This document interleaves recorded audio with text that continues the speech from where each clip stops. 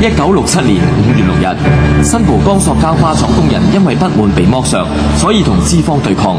受到警察防暴隊鎮壓，造成多人受傷，21人被捕。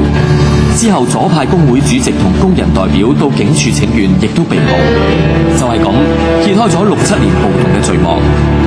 喺當時，因為受到中國文化大革命影響，令部分對港府不滿嘅市民情緒高漲，演變成一連串警民流血衝突，導致51人死亡，800幾人受傷。當時一日之間可以發現10幾個炸彈，銀行商店關門休市，人心惶惶，好多人移民外國，經濟大為蕭條。所以當商台名播音員林彬懷疑因為口誅滋事分子而俾人縱火燒死，輿論為之譁然。之後中國政府亦都表態，認為香港應該保持現狀，為時過半年嘅事件於是就漸漸平息啦。